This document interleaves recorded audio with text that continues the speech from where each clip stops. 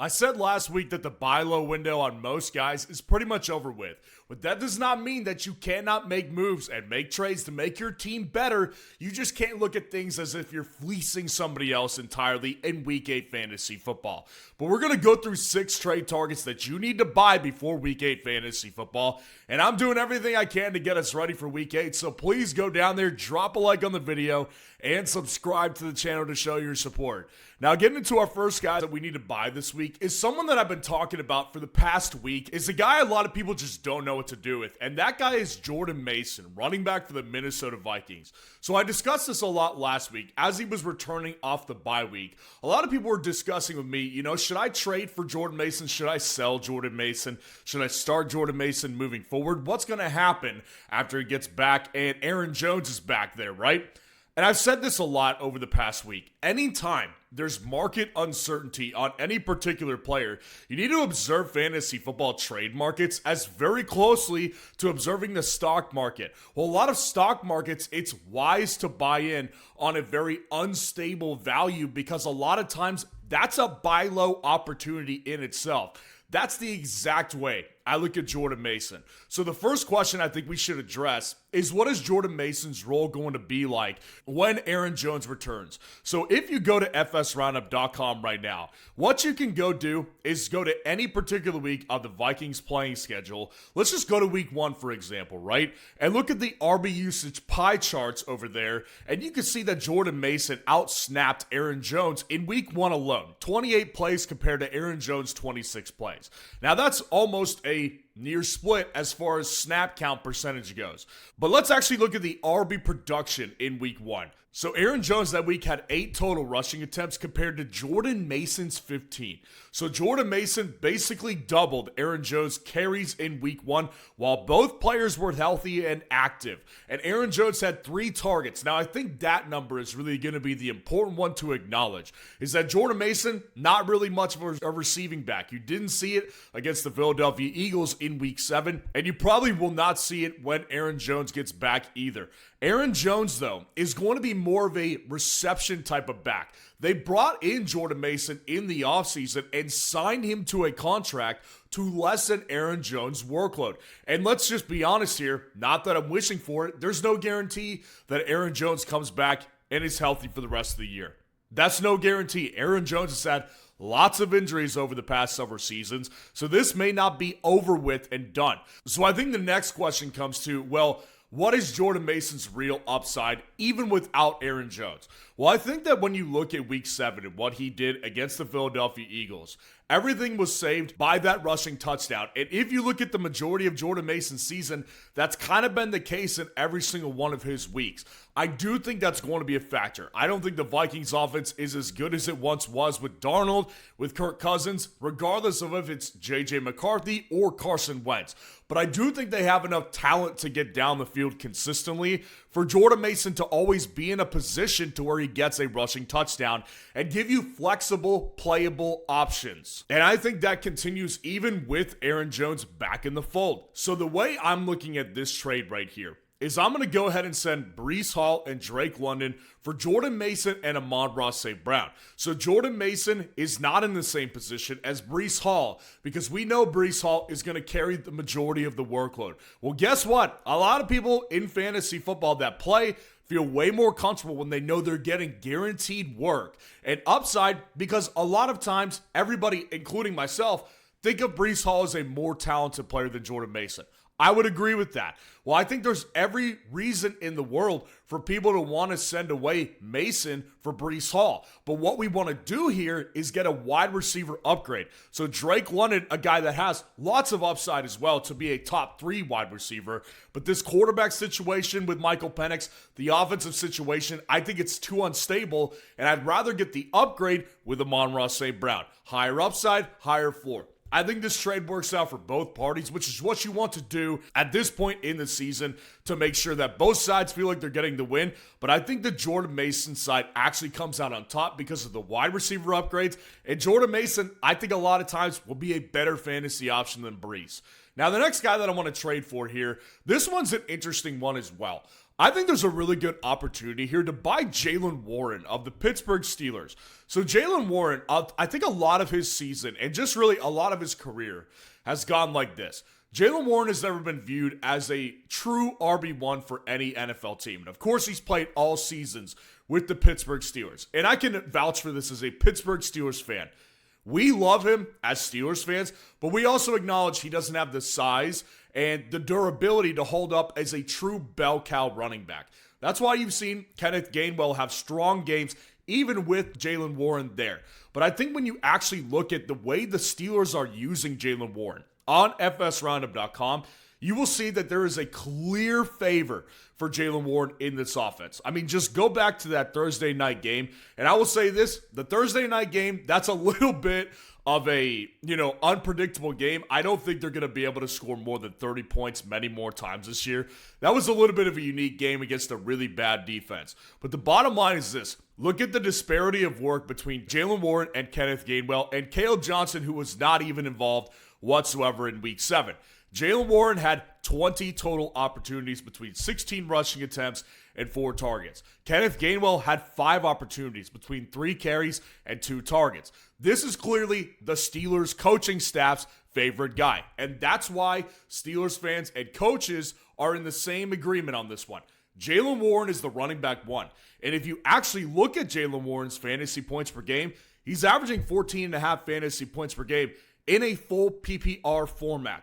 This guy has been a really good receiving back, averaging 10.8 yards per reception. That's a dominant number as a running back. And he has not run the ball bad. 4.4 yards per carry with 2 rushing touchdowns. Now, I think what also needs to be said about Jaylen Warren is the Pittsburgh Steelers not exactly the most dominant running team, particularly at the goal line. A lot of the goal line opportunities this year have been hogged up by Rodgers with his tight ends. That is how things will go. And I think it's not a big problem because Jaylen Warren is not really viewed as a running back 2. He's viewed as more of a high-end running back 3/flex option. So I think there's a unique period here where we can sell off Travis Etienne and Justin Jefferson to get Jaylen Warren and CeeDee Lamb. Again, most people are going to feel like they're getting the running back upgrade with Etienne over Jaylen Warren because Etienne had a much stronger start to the season, but it's definitely starting to cool down. But he is actually not running the ball inefficiently still. He's still averaging more than 5 yards per carry, and they have been a more competent running offense on a more routine basis than the Pittsburgh Steelers have been. He's also averaging less fantasy points per game, though, than Jaylen Warren. But I do think the majority of the community will view Etienne as an upgrade over Jaylen Warren, whereas I really don't think it's much of an upgrade if it is one at all. And I think Justin Jefferson is definitely a very solid foundational piece for a team, but he is not worth where most people drafted him at. I think CeeDee Lamb is, in most people's eyes, a clear upgrade from Justin Jefferson at this point.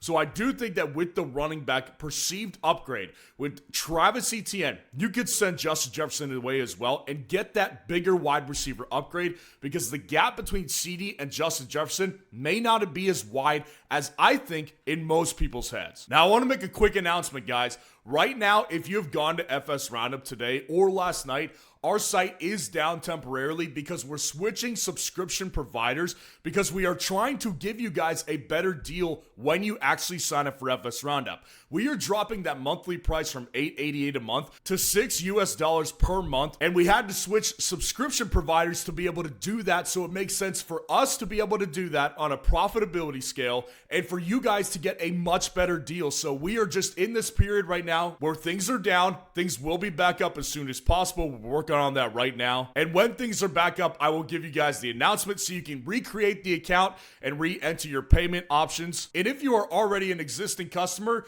when you sign back up, you will be bumped down to the $6 per month fee. So this is a massive win for you guys because you're still getting the same exact tools, just at a lower price per month. And I can't wait to open it back up for you guys and really give more people the opportunity to utilize our tools at a more affordable price for them, regardless of where they are in the entire world. Now, our next guy that I want to trade for here is going to be Brock Bowers. Now, I think Brock Bowers, there's a couple things at play here, right? First of all, the Raiders are circling the drain. Right? Geno Smith is atrocious. The Raiders offense just put up less than 100 total yards against the Chiefs. I mean, that is like JV playing a varsity team. That was so bad on Sunday, what we just saw from the Raiders. And listen, I got to be honest with you guys here. I don't think that it gets much better from a team perspective with the Raiders. I also don't think that Geno Smith is going to get much better. But I think that's where this buy low window, I guess, in a sense, comes into play with Brock Bowers. Now, Brock Bowers is in this position right now to where he's missed the last 3 games. And even when he was playing, he was not playing well enough to really justify that draft capital that you had to use on him being in the second round of fantasy football drafts. So it's basically being viewed as right now a lost season for Brock Bowers. And I will also say this. I think what we're going to see here is Geno Smith get benched eventually. And I'll tell you why. It's not because they want to play Kenny Pickett. That's not the reason why they're going to bench him. I think a lot of people have forgotten about Aiden O'Connell, who got injured in the last preseason game, and it was reported at the time that he was going to miss the next 6 to 8 weeks of the NFL season. Well, we're coming up on week 8 here. So either Aiden O'Connell returns potentially this week or the following week in week 9. I think that when he returns, that's when they will bench Geno Smith. And what happens after that, right? They get more stable quarterback play, a quarterback that actually showed to do pretty well with Brock Bowers in fantasy football last year, and Brock Bowers becomes the immediate, undisputed number 1 target because Jacoby Myers is injured right now, and I think a lot of that has to do with the fact he doesn't want to play with the Raiders anymore. I think Brock Bowers can immediately come in and revive his production after he returns from his injury. And I think that he's gotten to a point where so many people who drafted him have gotten nothing in return from him and are willing to devalue where they drafted him at. So I think we're in this unique window right now where you can make a good move and go buy Brock Bowers. So the trade idea I've got cooked up for this one is Quentin Johnston and Ashton Genty for Brock Bowers and Jahmyr Gibbs. So let me walk through this one really quick.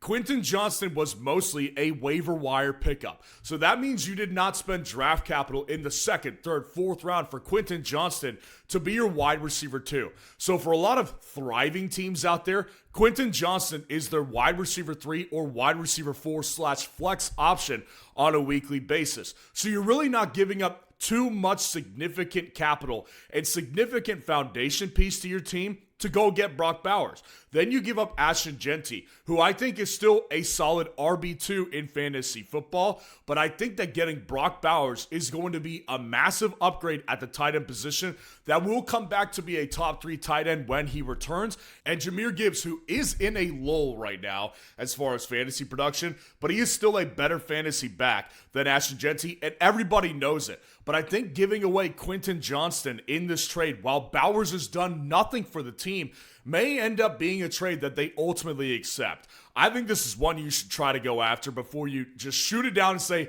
nobody's going to accept it. Well, that's because you are not trying hard enough to make some actual trades happen, and you have a loser mentality if you don't at least try to do some of these trades. Now, our next trade target that I want to get, this is actually more of a waiver wire pickup. Public service announcement. If Bashard Smith of the Kansas City Chiefs is on your waiver wire, it's time to go pick him up. He just had 19 total touches in this beatdown versus the Las Vegas Raiders. Now, I will say this. Bashard Smith is not a guy that I think is immediately taking over the backfield. Isaiah Pacheco got in the end zone. Kareem Hunt is still well involved. And you can't really take too much away from a total beatdown. But I have said this for weeks now. I think there's a real opportunity here for Bashard Smith to take over the running back role by week 10. I think late season, he could be the Jerick McKinnon from 2022 on Kansas City, and in fantasy football, potentially win leagues. I think this guy is absolutely the time to go buy him. And if he is rostered in your league, I think you should send a trade like Tyler Algier and Jaylen Waddle to go get Bashard Smith and Rome Odunze. Get that wide receiver upgrade with Rome Odunze, and also send away a really high profile and very high upside running back handcuff in fantasy football, Tyler Algier. Because I think a lot of people who are sleeping on Bashard Smith are not considering the upside with him being able to take over the backfield. And if he takes over the backfield, he's immediately more valuable than Tyler Algier. This feels like a winning move to me, but I can't stress this enough. make sure Bashard Smith is not on your waiver wire first. And if he is on your wire, go pick him up as soon as possible. And the next guy I want to go through here, I'm going to reiterate it really quick. Derrick Henry. You need to go trade for Derrick Henry before the Ravens play in week 8. They were on a bye week this past week, and I said it before this past week. I think you should be trading for Derrick Henry right now. I think he's in this unique position to where without Lamar Jackson, they are not able to run the ball and maximize Derrick Henry's real gifts as a running back because they're not leading in many games and letting him bleed the clock. I think Lamar comes back after the bye week and they immediately start churning win after win after win. And that's where Derrick Henry will revive a ton of his fantasy value and give you that 30-point upside once again. I think it's the time to do it. The Ravens are in a bad position. Most people don't see the light at the end of the tunnel with Derrick Henry. Go send Ashton Genty and DK Metcalf for Derrick Henry and Rome Odunze. Get the wide receiver upgrade and the low-key running back upgrade in this one right here. And the last trade target that I want to go through, it's a new one. I think that people should be going after a guy I've mentioned a bunch in buy low trade ideas, Rome Odunze. Now, I want to make it clear again, not a buy low video. This is a trade targets video. Rome Odunze, though, there is an argument that he is a little bit of a buy low. So he started out the year fantastic, right? Rome Odunze was clearly the wide receiver 1 in Chicago, and Caleb Williams was finding him very consistently. He started the year as like a top 5 wide receiver in most formats. But Rome Odunze now has had 2 bad games. They're coming off a bye week as well a couple of weeks ago, and he's now the wide receiver 20 in fantasy football. His past 2 games in a full PPR format, 5 targets, 6 targets, 5.2 fantasy points, and 5.1 fantasy points. Now, they've won both of those games, and I do think that Rome Odunze is in this weird spot right now to where he's kind of becoming a victim to what I've always said is Caleb Williams' playing style. He spreads the ball a lot, but I don't think it's very questionable that he's still this team's wide receiver 1, and he still has league-winning breaking upside.